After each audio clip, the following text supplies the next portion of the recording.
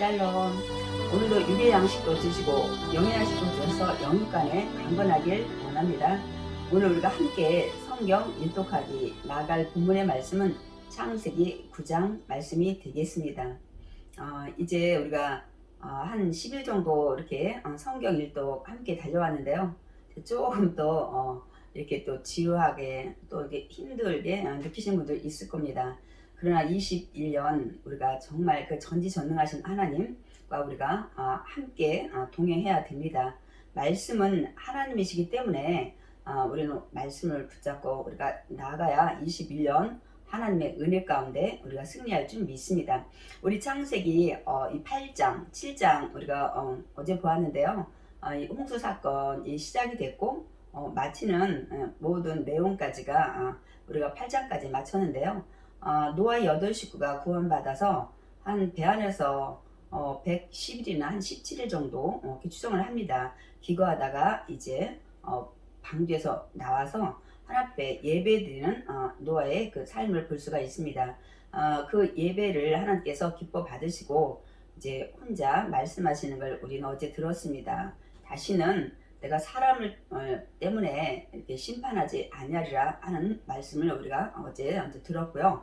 오늘 이제 창세기 9장 말씀은 우리가 중점적으로 볼 내용은 노아와 언약을 하시는 말씀과 이제 노아가 이제는 농사를 짐으로 이제 포도나무를 심고 포도주에 취해서 있던 이 가정에 이 세 아들 안에서 일어나는 이 모든 문제, 그래서 아들에게 저주가 임하는 이런 사건들을 우리가 중점적으로 좀 보면서 읽으시면 많은 도움이 될 것입니다. 그럼 우리 창세기 9장 말씀 읽겠습니다. 하나님이 노아와 그 아들들에게 복을 주시며 그들에게 이르시되 생육하고 번성하여 땅에 충만하라. 생육하고 번성하여 땅에 충만하라. 우리 어서 많이 들은 말씀이죠. 아담 하와에게 주셨던 말씀입니다. 2절 땅의 모든 짐승과 공중의 모든 새와 땅에 기는 모든 것과 바다의 모든 물고기가 너희를 두려워하며 너희를 무서워하리니 이것들은 너희 손에 붙였음이니라. 이제는 그 전까지는 우리가 이 내용을 보면은 공중의 모든 새, 모든 짐승, 바다의 모든 물고기가 사람을 두려워하지 않은 것을 볼 수가 있습니다. 그러나 이제 두려워할 것이라고 말씀하고 있습니다. 그 이유를 너희 손에 붙였습니다. 어떤 말씀인지 곧바로 3절의 내용을 우리가 알 수 있습니다. 모든 산 동물은 너희 먹을 것이 될지라 채소같이 내가 이것을 다 너에게 주노라. 그동안은 이런 짐승 이렇게 거기에 이제 어류고 이 포식동물은 다 이제 해당이 되겠죠. 근데 그동안은 이 홍수 이 사건 있기 전에는 채소나 과일을 하나님께서 식물로 주었다가 이제는 모든 산 동물을 다 먹는 음식을 주셨기 때문에 그들을 이제 잡게 되잖아요. 그러니까 그들이 이제 인간을 피하게 되고 두려워하게 되는 것을 우리가 알 수가 있습니다. 그래서 이제 육식이 시작되는 것을 우리가 알 수가 있습니다. 이제 많은 분들이 왜 이렇게 노홍수 이후에 육식을 하나님 허락하셨을까? 그런데 또 일부 견해는 이 홍수 심판으로 많은 그 풍성한 땅의 모든 것들이 사라졌기 때문에 이제 육식도 허락하지 않았을까, 그렇게 말씀은 좀 하는 견해가 있습니다. 4절 그러나 고기를 그 생명되는 피채 먹지 말 것이니라. 내가 반드시 너희의 피 곧 너희의 생명의 피를 찾으리니 짐승이면 그 짐승에서 사람이나 사람의 형제면 그에게서 그의 생명을 찾으리라. 무슨 말씀입니까? 레위기 10장에 보면 피는 생명이라고 말씀하고 있습니다. 육식을 먹되 피채는 먹지 말라고 말씀하고 있습니다. 이 부분 때문에 이제 많은 분들이 이 피, 이게 뭐죠? 회 이런 것들을 또 선짓고 이런 것들에 대해서도 많이 혐오 식품으로 생각하시는 분도 있고 또 디모데전서를 통해서 이거는 감사함으로 먹으면 된다 또 이렇게 해서 드시는 분도 있고 그래서 이런 부분들이 그 견해가 있다는 사실을 여러분 좀 참고를 하시면 되겠습니다. 그래서 이제 이것은 율법 시대에 준 말씀인데 이제 사도행전이나 이제 이 디모데 쪽으로 가서는 은혜 시대에 주신 말씀이니까 그 말씀을 더 따라야 되지 않겠냐, 이런 것들의 말씀의 의견들이 있다는 걸 여러분 좀 기억하시기 바랍니다. 그리고 이제 사람의 피를 흘리면 반드시 그의 생명을 너에게서 찾으려는, 결국은 다시 말씀드리면 너가 사람을 죽여서 그 사람의 피를 너에게서 찾겠다는 것은 하나님께서 네가 사람 죽였으면 그 사람의 피 너를 죽일 것이라고 이렇게 우리가 지금 이 말씀을 이해를 하면 되겠습니다. 결론은 살인하지 말라는 말씀을 하고 있는 것입니다, 여러분. 이유는 6절, 다른 사람의 피를 흘리면 그 사람의 피도 흘릴 것이니 이는 하나님이 자기 형상대로 사람을 지으셨음이니라. 그러니까 왜 이 죽였을 때 그 사람의 피를 너에게 찾겠다고 말씀하시냐면 그 사람이 하나님의 형상과 모양으로 지음 받았기 때문이라고 말씀하고 있습니다. 그러니까 너는 살인하지 말되 살인한 사람은 다시 또 그 생명의 피를 찾겠다는, 그러니까 결국은 사형 제도가 하나님께서 허락하신 제도입니다. 근데 이제 많은 사람들이 어떻게 사람이 사람을 아무리 죄를 졌어도 이 사형 제도를 하냐, 이제 이렇게 해서 점점 사형 제도가 없어지는데 사실 그거는 성경적이 아닙니다. 왜 그러냐면 하나님께서 그냥 그렇게 사람을 막 죽이는 이런 사람들을 놔뒀을 때 무법천지가 되기 때문입니다. 그래서 이제 이 부분에 대해서 그러면 내가 죽일 의도가 없이, 우리가 이제 성경에 나중에 나오겠지만은 뭐 산에 가서 도끼질하다 도끼날이 날라가가지고 옆에 같이 왔던 친구나 뭐 일가 친척을 어디 이상하게 이제 죽일 수도 있는 경우가 있잖아요. 어떤 고의적이 아닌. 그런데 그럴 때는 하나님께서 또 도피성을 이렇게 요단 동편 이 서쪽과 동쪽에 6개 정도 주시는 걸 알 수 있습니다. 그래서 그곳에서 그 제사장이 죽을 때까지 그곳에 있게 해서 보복을 당하지 않게 하는 하나님의 그 공평함을 볼 수가 있습니다. 우리 7절, 너희는 생육하고 번성하며 땅에 가득하여 그 중에 번성하라 하셨더라. 하나님이 노아와 그와 함께한 아들들에게 말씀하여 이르시되 내가 내 언약을 너희와 너희 후손과 또 너희와 함께한 모든 생물 곧 너희와 함께한 새와 가축과 땅의 모든 생물에게 세우리니 방주에서 나온 모든 것 곧 땅의 모든 짐승에게니라. 이는 이제 이 노아에게만 한정된 것이 아니라 그 후손까지 미완료입니다. 그래서 예수님이 다시 이 땅에 오실 때까지는 다시는 사람의 악함으로 말미암아 이제 물로서 심판하지 않겠다는 말씀을 혼자 독백만 하신 게 아니라 이제는 노아와 그 후손들에게 언약을 하신다고 말씀하고 있습니다. 11절, 내가 너희와 언약을 세우리니 다시는 모든 생물을 홍수로 멸하지 아니할 것이라. 땅을 멸할 홍수가 다시 있지 아니하리라. 다시는 사람들이 늘 어디서부터 생각하는 게 악한 것을 내가 알지만 다시는 사람으로 말미암아 이렇게 심판하지 않겠다 세상을 말씀하고 있습니다. 그런데 우리가 이제 어제 읽어봤죠. 베드로후서 우리 3장 6절에서 7절에 이렇게 이제 심판하지 않는 이유에 대해서 마지막 때 심판과 멸망하기 위해서 누구를요? 경건하지 아니한 자, 하나님 믿지 않고 악행을 행하는 자들을 심판하기 위해서 그때까지 이제는 불로서 심판하기 위해서 보존하기 위해서라고 분명히 말씀하고 있습니다.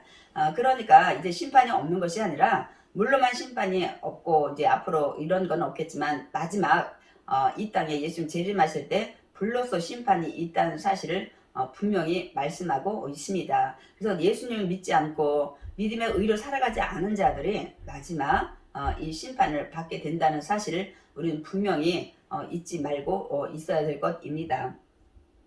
12절, 하나님이 이르시되 내가 나와 너희와 및 너희와 함께 하는 모든 생물 사이에 대대로 영원히 세우는 언약의 증거는 이거니라. 내가 언약을 세우는데 이 증거물로 13절, 내가 내 무지개를 구름 속에 두었나니 이것이 나와 세상 사이의 언약의 증거니라. 무지개를 통해서 그 무지개에게 언약의 그 증거를 되게 하겠다고 말씀하고 있습니다. 14절, 내가 구름으로 땅을 덮을 때 무지개가 구름 속에 나타나면 내가 나와 너희와 및 육체를 가진 모든 생물 사이에 내 언약을 기억하리니. 무지개가 떴을 때마다 무지개를 보고 내가 너희와 한 언약을 잊지 말고 기억하라고 말씀하고 있습니다. 다시는 우리 모든 육체를 멸하는 홍수가 되지 아니할지라. 무지개가 구름 사이에 있으니 내가 보고 나 하나님과 모든 육체를 가진 땅의 모든 생물 사이에 영원한 언약을 기억하리라. 하나님도 이 무지개를 보고 기억을 하실 것이고 너희도 기억을 하라는 거예요. 다시는 사람의 악한 것 때문에 심판을 하지 않지만 이제 나중에 불러서 심판하는, 그러니까 다시 말씀드리면 무지개를 보고 홍수 사건이 있었지, 사람이 악해서 하나님 심판하셨지, 그러나 이제 예수님 다시 올 때까지 심판은 없지만 그때는 불러서 심판이 있겠다는 것까지 우리는 기억을 해야 합니다. 무지개를 볼 때마다. 근데 많은 분들이 무지개를 보면 하나님이 언약할 때 무지개가 떴냐고 굉장히 기뻐하는데 거기서 끝내면 안 됩니다. 그걸 보고 기억을 하고 이제 마지막 때 불러서 심판하는 그 하나님 생각하면서 우리가 정말 경건하게 살아야 됐다는 결단까지 가야 될 줄 믿습니다. 네, 그래서 이제 16절 읽었고요. 17절 하나님이 노아에게 또 이르시되 내가 나와 땅에 있는 모든 생물 사이에 세운 언약의 증거가 이거니라 하셨더라. 무지개를 통해서 우리는 다시 심판하지 않지만 정말 이제 마지막 심판이 있다는 사실 것까지 우리는 무지개 볼 때마다 기억을 해야 되겠죠. 18절 방주에서 나온 노아의 아들들은 셈과 함과 야벳이며 함은 가나안의 아버지라 말씀하고 있습니다. 노아의 그 8식구 세 아들과 세 며느리 8명이 갔었는데 이 아들 셈과 함과 야벳에 대해서 이제 설명을 하고 있습니다. 그런데 그 둘째 아들 함은 가나안의 아버지라. 이 말씀은 아마 함이 이제 자녀를 낳았는데 자녀 이름이 가나안인 것 같습니다. 그래서 가나안의 아버지라. 아마 함과 연관된 사건이 일어날 것을 우리는 조금 이제 짐작을 하겠죠. 19절 노아의 이 세 아들로부터 사람들이 온 땅에 퍼지니라. 저 여러분은 아브라함의 믿음의 자손으로 있기 전에 이 노아의 이 세 아들의 후손으로 우리가 그 중에 이제 우리가 그 후손 DNA를 가지고 살아간다는 사실을 여러분 기억하시기 바랍니다. 20절 노아가 농사를 시작하여 포도나무를 심었더니 포도주를 마시고 취하여 그 장막 안에서 벌거벗은지라. 농사를 짓던 노아 이제 그 방주를 백성을 짓고 이 모든 홍수 심판이 끝난 다음에 다시 농사를 짓는 노아를 볼 수 있습니다. 그래서 이제 포도나무를 아마 심었는데 포도가 열매를 먹어서 이제 포도 열매로 말미암아 아마 발효를 시켰는지 모르겠지만 취하해가지고 장막 안에서 벌거벗은지라. 22절 가나안의 아버지 아까 그 함 둘째 아들이 그의 아버지 하체를 보고 밖으로 나가서 그의 두 형제에게 알림해 이제 둘째 아들 함이 이 셈과 이 야벳에게 아버지의 이런 실상을 얘기를 했다고 말씀하고 있습니다. 그래서 23절 셈과 야벳이 옷을 가져다가 자기들의 어깨에 메고 뒷걸음쳐 들어가서 그들의 아버지 하체를 덮었으며 그들의 얼굴을 돌이키고 그들의 아버지 하체를 보지 아니하였더라. 24절까지 읽고 좀 잠깐 부연 설명을 하겠습니다. 노아가 술이 깨어 그의 작은 아들이 자기에게 행한 일을 알고 이제 가나안에서 이 함의 아들 후손에게 저주를 하는 것을 볼 수가 있습니다. 그래서 이 많은 분들이 우리가 그동안 그냥 사건을 뭐 그냥 노아가 술 취해서 하체 벗고 있는 거를 함이 보고 나가서 아버지의 허물을 그냥 이렇게 막 퍼뜨려서 얘기하고 했다는데 이런 사건으로 단순하게 우리가 읽고 넘어갔습니다만은 또 사실 이 부분에 대해서 많은 또 목사님들이나 또 교단에서 또 다르게 해석하는 부분들이 있습니다. 이 부분에 대해서 성경은 정확히 기록하진 않았습니다. 그런데 어디에서 이런 또 다른 이견들이 이제 생기게 되냐면 아니 아버지 하체 보고 그냥 가서 뭐 아버지가 이렇게 술 취해가지고 이렇게 지금 계시더라고 하는 것 때문에 이 어마어마한 뒤에 이제 종이 되는 이런 저주를 받는다는 건 너무 심하지 않느냐 이런 부분에서 이거는 아닐 거다. 그럼 함이 어떤 실수나 어떤 것을 했을 거라고 이렇게 이제 생각하다 보니까 이제 그렇게 또 의견들이 있는 것입니다. 그게 뭐냐면 어떤 의견들이 있냐면 몇 가지 해석이 있는데요. 이 그 아비의 하체는 이 레위기 18장에 보면 어미의 하체와 같다 그랬으니까 너는 어미의 하체를 범하지 말라. 거의 어미의 하체는 곧 아비의 하체니라 이렇게 말씀하고 있습니다. 그래서 여기는 아비의 하체에 대해서 얘기하는데 곧 그러면 어미의 하체라고 이제 동일하게 보고 그럼 함이 엄마와 근친상간이라고까지 이렇게 생각을 하시는 의견들이 있다는 걸 여러분이 좀 참고만 하시기 바랍니다. 그렇기 때문에 이렇게 함이 나중에 어떤 일이요? 아버지가 작은 아들이 자기에게 행한 일이 어떤 건지, 그러니까 간단히 그냥 뭐 하체를 보고 이렇게 했기 때문에 이렇게 어마어마한 저주를 임하지 않았을 거라는 그런 이제 말씀할 때 그렇게 이제 이 첫 번째 의견들을 말씀합니다. 두 번째로는 이 작은 아들이 자기 행한 일, 이거는 이제 동성애 같은 행위를 이제 이렇게 의견을 보는 견해입니다. 이제 왜냐면 여기에 24절에 노아가 술이 깨어 그의 작은 아들이 자기에게 행한 일을 보고, 행한 일, 그냥 이렇게 이제 가서 뭐 나가서 나팔을 불었다 이런 걸로 보는 게 아니라 이러지 않았을까, 이제 이런 것들로 보는 견해가 있습니다. 세 번째는 아버지의 장막에 이렇게 함부로 침입했기 때문에 아버지가 그 부분에 대해서 했다 그러는데 이건 좀 저주받기에는 조금 약하죠. 그 다음에 네 번째는 이제 또 이렇게까지 생각하시면 거세를 했다는 거예요, 아버지의. 그래서 이것도 좀 너무 무리가 있지 않나 한데, 그런데 이 주장하는 게 랍비의 율법이나 또 탈무드에서 이렇게 얘기를 하고 있다는 사실입니다. 근데 이 부분이 또 그 당시에 그 사건을 경험했던 사람들 없다 보니까 이건 역시 여러 가지 의견이 있는데 사실 성경에는 기록되어 있지 않기 때문에 이건 너무하지 않는가, 이건 틀리지 않는가, 그냥 너무 그렇다 이렇게 우리가 지금 얘기는 할 수는 없습니다. 단 함이 노아가 볼 때 굉장히 하여튼간에 안 좋은 일이 됐든 뭐 여기 중에서 이런 뭐 어떤 의견인지는 모르겠지만, 그런데 이제 가장 지금도 많이 보는 의견이 이 다섯 번째입니다. 이 아버지 그냥 그대로 하체를 보고 나가서 이렇게 그냥 그 허물을 좀 가려야 되는데 막 이게 나가서 이렇게 말을 했다는 이제 이걸로 이제 보는 경우가 사실은 많이 있습니다. 이제 그러면 우리 또 하나는 생각할 그 정도로 이제 뒤에 제가 어떤 이 노아가 아들에게 저주를 하는 거를 이제 우리가 보면 이런 것도 의견 중에 좀 하나일 수 있겠다는 생각을 좀 할 수 있습니다. 그러나 성경에 없는 것은 우리가 어떤 것을 단정적으로 얘기할 수는 없습니다.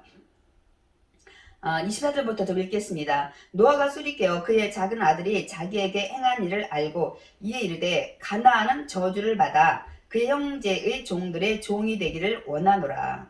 이 가나안의 후손은 이제는 저주를 받아 그의 형제 셈과 야벳의 종들이 되어 살아가는 이런 어마어마한 저주를 받게 됩니다, 여러분.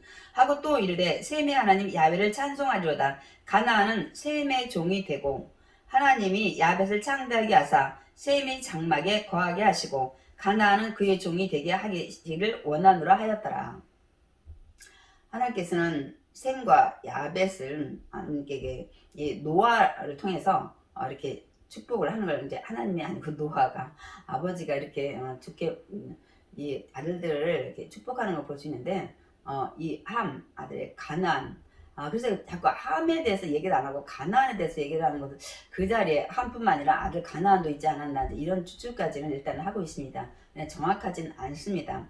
왜냐하면 함을 저주한다고 기록을 하지 않고 가나안을 저주하겠다고 자꾸 말씀을 하고 있기 때문에 또 이런 의견들을 내고 있는 것입니다. 가나안은 그의 종이 되게 하기를 원하노라. 야훼도 창대하게 하지만 또 셈이 장막에 거할 거라고 말씀하고 있는 부분은 이제 우리가 이제 셈과 함과 야벳은 이 노아의 아들들로 온 세계 인류가 이렇게 창대하게 됐습니다. 그러면 이제 어떻게 이제 역사 안에서 이제 보냐면은 셈은 황인종으로 이 우리 그 아시아나 유대인 이 계열로 봅니다. 그리고 이 셈 족속을 통해서 예수 그리스도가 이 땅에 오게 된다는 사실로 역사는 지금 보고 있습니다. 또한 야벳은 백인, 그래서 유럽이나 아메리카 쪽에 이 백인종들을 말씀하고 있고요. 함은 이 가나안, 이 흑인종, 그래서 이집트나 이쪽의 계통의 사람들로 보고 있습니다. 이 가나안은 저주를 받았는데 그 우리가 이스라엘 역사 중에 이제 출애굽에서 들어가는 그 가나안 땅 이 원주민으로 보고 있습니다. 그들은 결국 다 멸망하는 것을 볼 수가 있습니다. 그리고 이제 이 야벳이 창대하게 되지만 셈의 장막에 거할 것이라는 셈을 족속을 통해서 예수님이 오기 때문에 결국은 이 야벳도 예수도 안에 거하기 때문에 이렇게 말씀했다고 보고 있습니다. 28절에 홍수 후에 노아가 350년을 살았고, 아까 600세에 홍수가 시작됐죠. 350년을 더 살았습니다. 홍수에. 그래서 29절, 그의 나이가 950세가 되어 죽었더라. 우리는 이 땅에서 물로 심판에서 건져내든 어떤 이 바이러스에서 건져내든 어떤 재난에서 건져내든 우리는 다시 흙으로 돌아갑니다. 우리는 예수 그리스도로 말미암아 구원받을 때 이제 영원히 썩지 않는 몸으로 정말 존귀한 몸으로 영광스러운 몸으로 우리가 살아가게 된다는 사실을 여러분 기억하시기 바랍니다. 그래서 오늘은 이 뒷부분이 9장에 어마어마한 정말 사건들이죠. 좀 읽고 좀 마음도 좀 편치 않고 그래서 저는 이 사건은 이제 어떻게 해서 발단이 됐나요? 하여튼 포도주를 마시고 노아가 취함으로 일어나게 된 사건입니다. 함이 어떤 일이 벌어졌는지는 사실 우리 성경 이 정도 구절 가지고는 잘 알지 못합니다. 그래서 저는 이제 어떤 것을 말씀을 드리기 원하냐면 에베소서 5장 18절에 뭐라고 말씀하고 있습니까? 한번 좀 읽어보겠습니다. 술 취하지 말라. 이는 방탕한 것이니 오직 성령으로 충만함을 받으라. 술 취하지 말라. 여기에 사실 우리가 먹는 뭐 맥주나 소주나 또 뭐가 있나요? 이런 걸로 그 술로 말하는 대명사는 돼 있지 않지만 그래서 우리가 또 이제 광의적으로 광범하게 할 때 뭐 향락의 술, 쾌락의 술, 세상의 술 이렇게 또 설교도 하긴 합니다만은 어쨌든 거기에 다 술이라는 게 포함이 되어 있습니다. 그래서 술 취하지 말고 오직 성령으로 뭐라고 말씀하시면 충만함을 받으라. 이렇게 말씀하고 있습니다. 그럼 술 취한 거에 대해서 어떻게 성경은 말씀하는지 제가 이제 잠언을 좀 통해서 읽고 좀 말씀을 마치려고 합니다. 잠언에 보면 그 23장에 29절에 보면 재앙이 누가 있느냐, 근심이 누게 있느냐, 분쟁이 누게 있느냐, 원망이 누게 있느냐, 까닭 없는 상처가 누게 있느냐, 붉은 눈이 누게 있느냐. 이런 뭐 재앙이나 뭐 분쟁이나 원망이나 이런 상처 이런 것 때문에 원망 때문에 이제는 술을 마셨을 때 어떤 증상이 있는지를 30절부터 말씀하고 있습니다. 제가 좀 읽어드리겠습니다. 술에 잠긴 자에게 있고 혼합술을 구하러 다니는 자에게 있느니라. 이런 자가 막 술 취해서 불과하고 눈이 이렇게 되는데 술에 잠긴 자에게 이런 증상이 나타난다는 거예요. 어떻게요? 31절 포도주는 붉고 잔에서 번쩍이며 순하게 내려가나니 너는 그것을 보지도 말지어다. 이게 취하게 되면 오늘 노아 같은 일들이 생기기 때문입니다. 32절 그것이 마침내 뱀같이 물 것이요 독사같이 쏠 것이며 술에 취하게 되면 뱀같이 독사같이 쏠 것이라고 물을 것이라고 말씀하고 있습니다. 또 33절 내 눈에는 괴이한 것이 보일 것이요 내 마음은 구부러진 말을 할 것이며 너무나도 그 술 취했을 때 나타나는 그 증상들을 말씀하고 있습니다. 눈에는 막 괴이한 게 보이는 거 막 그냥 빌딩도 저는 술 취해본 적은 없지만 막 이게 막 컸다가 작았다가 막 이렇게 보이고 내 마음은 막 말하고 상관없이 나중에 술 취한 다음에 한 말을 나중에 기억도 못하고 이렇게 그러신 분이 많이 있잖아요. 그렇게 된다는 거예요. 그러면서 34절 너는 바다 가운데 누운 자 같을 것이요 돛대 위에 누운 자 같을 것이며 그 술을 드신 분들은 막 그때 붕붕 떠다니는 것 같다고 말씀하시더라고요. 그래서 막 빌딩 같은 데 옥상 가서 떨어져가지고 이렇게 다치시고 막 이렇게 어디 가서 부딪히고 이제 이렇게 붕붕 떠다니는 느낌. 근데 너무 정말 여기 그 생생하게 성경에 기록이 되어 있는 것 같습니다. 그러니까 아무데나 눕고 막 이렇게 길에서도 그렇게 하시죠. 그러니까 안방인 줄 알고. 그다음 35절 내가 스스로 말하기를 사람이 나를 때려도 나는 아프지 않냐고. 예. 술 취했을 때 막 떨어져서 웬만큼 골아 떨어도 아픈지도 기억이 없다고 말씀하시더라고요. 나를 상하게 해도 내게 감각이 없도다. 술 취했을 때는 누가 어떻게 했는지 거의 기억이 필름이 끊어졌다고도 말씀을 하시더라고요. 내가 언제나 깰까 다시 술을 찾겠다 하리라. 다시 그때 또 술을 취하셨는데 또 술 달라고 막 그렇게 하시다 나중에 이제 골아 떨어서 나중에 술을 깨셔야 이제 정신을 차리신다면 내가 어젯밤에 뭐 했는지 자기도 모르겠다고 어디까지는 생각이 나는데 이렇게 말씀하시는 분이 많이 있습니다. 이제 이렇게 되면 우리가 많은 실수와 후회의 삶을 우리가 살게 됩니다. 제가 그래서 오늘 노아 이렇게 그 포도주의 그 마시고 치암으로 이런 일들이 가정에 굉장히 정말 마음 아픈 이런 일들이 생기는 것을 보고 다시 한번 우리가 성령으로 정말 충만해야 되겠다, 그런 생각을 하면서 좀 말씀을 보았습니다. 그래서 우리는 늘 정말 경건해서 하나님 말씀 안에서 우리가 살아야 되겠습니다. 어제도 의로운 자, 의롭다, 그런 세상의 환난 가운데서 건지신 노아에게 의롭다고 말씀하셨는데, 말씀을 이렇게 듣고 지금 술 취하지 말라, 또 술 취했을 때 이 모든 증상들을 우리 읽었잖아요. 그렇다면 그냥 또 지식으로 그냥 듣고 한쪽 귀로 듣고 한쪽 귀로 흘려버리는 간과하는 것이 아니고 마음에 새기고 우리가 또 그렇게 삶으로 살아내야 될 것 같습니다. 그리할 때 하나님께서 의로운 자라 칭함을 받고 의로운 자와 하나님은 동행을 하십니다. 기도하겠습니다. 사랑이 많으신 하나님, 감사합니다. 정말 어마어마한 그 홍수 심판에 세상에 수많은 사람들이 다 멸망을 당하였습니다. 그러나 노아의 8식구는 하나님께서 구원의 방주로 말미암아 정말 구원받게 하셨는데, 이제 이 모든 심판이 끝난 뒤에 이들의 삶이 다시 아버지 옛생활로 돌아가는 걸 볼 수 있습니다. 인간은 이렇게 연약합니다. 우리가 정말 선노하지만 또 넘어질까, 우리는 늘 조심하며 정말 말씀을 붙잡고 끝까지 아버지 달려가야 될 줄 믿습니다. 아버지, 그리할 때 우리는 좌로나 우로나 흔들리지 않게 되고 주님 오시는 날까지 정말 주님과 동행하며 정말 예배하신 그 축복 가운데 이 땅에서도 축복이요, 아버지 천국에서 축복받는 제들 될 줄 믿습니다. 예수님의 이름으로 기도드렸사옵나이다. 아멘. 저 여러분, 오늘 창세기 9장 우리가 읽었는데, 그동안 이 무지의 언약에 대해서 많이 들었고요. 또한 이렇게 그 노아의 세 아들에 대한 이런 부분도 우리가 사건을 통해서는 많이 들었습니다. 그러나 우리가 정말 또 깊이 마음에 새겨야 될 것들을 오늘 또 깨닫게 됐습니다. 이 말씀 마음에 새기고 우리도 정말 우리가 방탕하거나 좀 게을러서는 안 될 것 같습니다. 다시 한번 무릎을 세우고 말씀에 우리가 순종하며 나아가야 될 줄 믿습니다. 오늘도 좋으신 그 하나님과 함께 우리 다 같이 정말 승리하는 저와 여러분 되시기 바랍니다. 화이팅!